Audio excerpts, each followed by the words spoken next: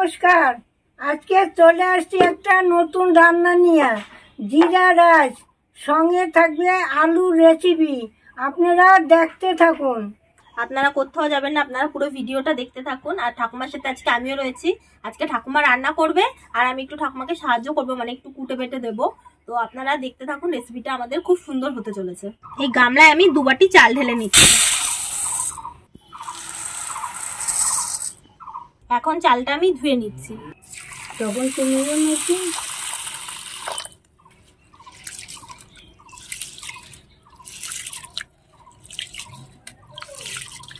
আজকে যে চালটা এনেছি না, বাসমতি চাল, হিব্বি সুন্দর চাল। ওই দোকানের চাল, যে কোনো জিনিস সব ভালো।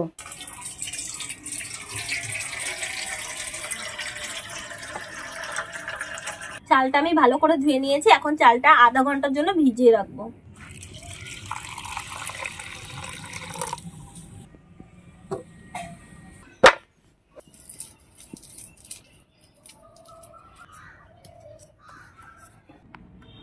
আলুগুলো এখন কেটে নিচ্ছি।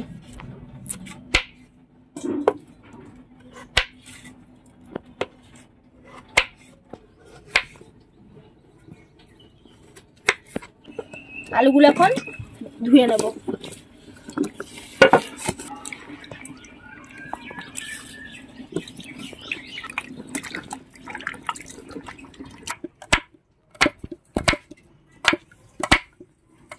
পেঁয়াজটা কেটে নিয়েছি, এখন তুলে নিচ্ছি।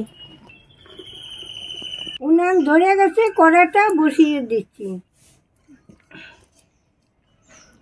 অল্প একটু ঘি দিয়ে দিচ্ছি।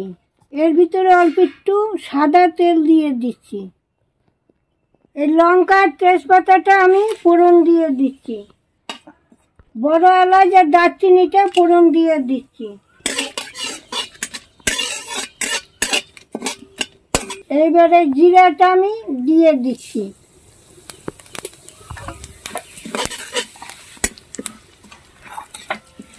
এবার চালটা আমি দিয়ে দিচ্ছি।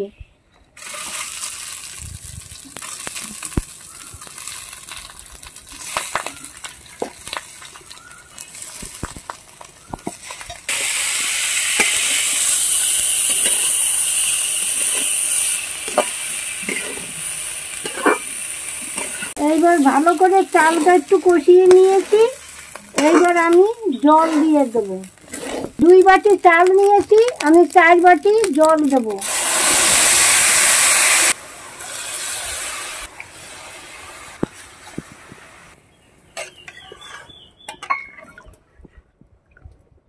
পরিমাণ মতো নুন দিয়ে দিচ্ছি।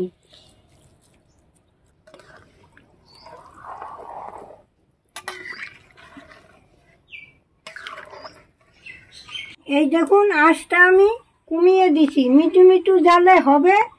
এইবার আমি ঢাকা দিয়ে রাখি, ওই 20 মিনিটের মতো থাকবে আমার। এই আদা রসুনটা ছুলে নিয়েছে, এটা এখন বেটে নেব।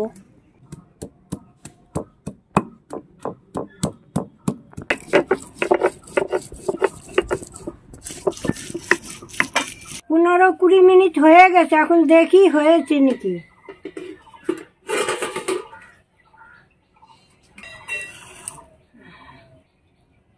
হ্যাঁ, হয়ে গেছে।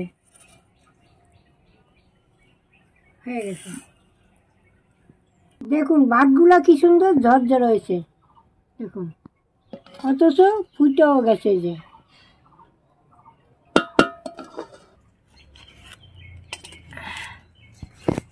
এরকম ঢাকা থাকুক।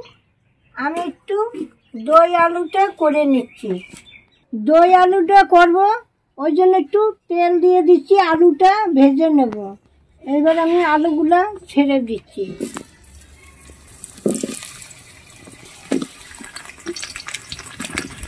এবার অল্প একটু নুন দিয়ে দিচ্ছি, অল্প একটু হলুদ দিয়ে দিচ্ছি।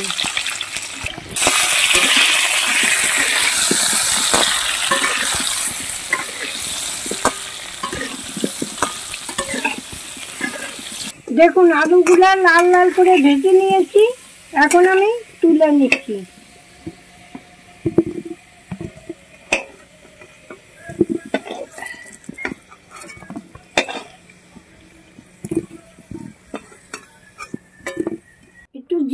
তেজপাতা ফোড়ন দিয়ে দিচ্ছি। এবার গোলমরিচ, লবঙ্গ, দারচিনি ফোড়ন দিয়ে দিচ্ছি।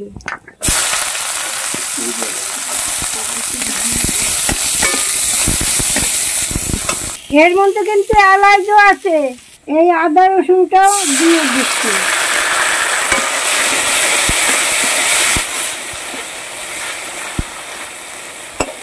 এখানে আমি টক দই নিয়েছি, এখন টক দইটার মধ্যে কিছু মশলা দিয়ে ফেটিয়ে নেবো। 1 চামচ জিরে গুঁড়ো দিয়ে দিচ্ছি, 1 চামচ ধনে গুঁড়ো দিয়ে দিচ্ছি, পরিমাণ মতো লঙ্কা গুঁড়ো দিয়ে দিচ্ছি, আর 1 চামচ মতো হলুদ গুঁড়ো দিয়ে দিচ্ছি।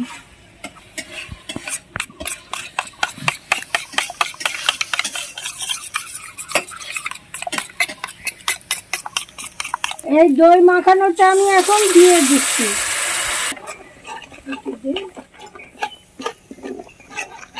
আন্দাজ মতন একটু নুন দিয়ে দিচ্ছি।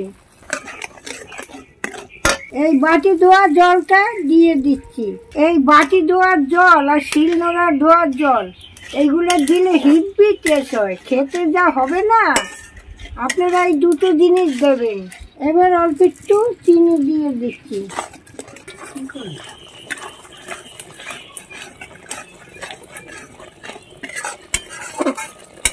মশলাটা আমি ভালো করে কষিয়ে নিয়েছি, তেলা তেলা ভাব হয়েছে। এইবার আমি আলুটা ছেড়ে দিচ্ছি।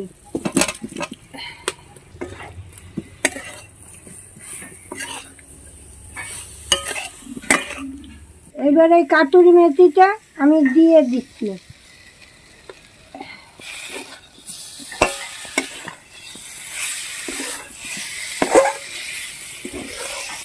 কাসুরি মেথিটা না আপনারা কষানোর সময় দেবেন, হেভি টেস্ট আছে এতে কষানোর সময় দিলে।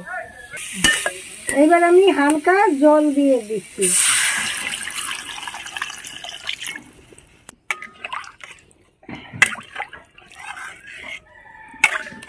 ঠাকুমা ওদিকে আলুর দমটা করুক, আমি এদিকে জিরা রাইসটা ঢেলে নিই।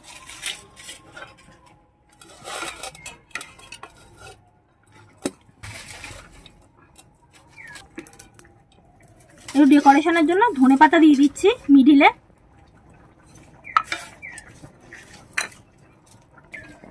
তার উপর দিয়ে আবার রাইস দিচ্ছি। এর উপর দিয়ে একটু ধনেপাতা কুচি ছড়িয়ে দিচ্ছি। আপনারা ধনেপাতা কুচি চাইলে নাও দিতে পারেন।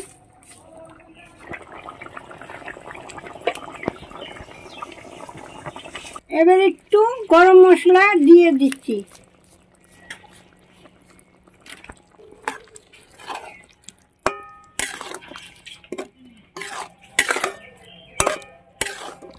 এখন নামিয়ে নিচ্ছি।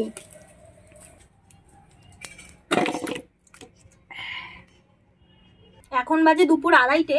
প্রচুর খিদে পেয়েছে, আমাদের রান্নাও টোটালি কমপ্লিট হয়ে গেছে। তো আগে খেয়ে নিই, তারপর আপনাদের জানাবো কেমন হয়েছে। দেখ তো একটু খেয়ে কেমন হয়েছে, দাও খেয়ে দেখ।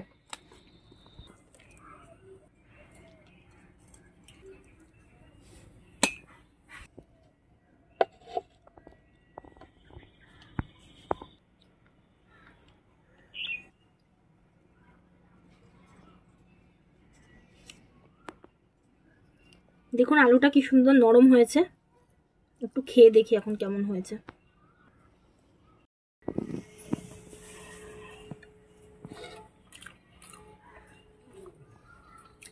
বেশ ভালো হয়েছে খেতে। খালি একটু রাইসটা হালকা একটু নুন দিলে হয়তো একটু বেশি ভালো হতো, একটু নুনটা কম হয়েছে জাস্ট। হালকা একদম অল্প একটু নুনটা কম। আপনারা যখন করবেন একটু পরিমাণ মতো নুনটা রাইসে দিয়ে দেবেন। আলুর দমটা আবার নুনটা পুরো পারফেক্ট রয়েছে, ওই জন্য খেতে অতটা সমস্যা হচ্ছে না। আমার মতো আমি করে তো আপনাদের দেখালাম। আপনারা আত্মবন্ধু আসলে এরকম করে রান্না করে দেবেন, দেখবেন খুব ভালো লাগবে। তাহলে আজকে আমি আসি, টাটা।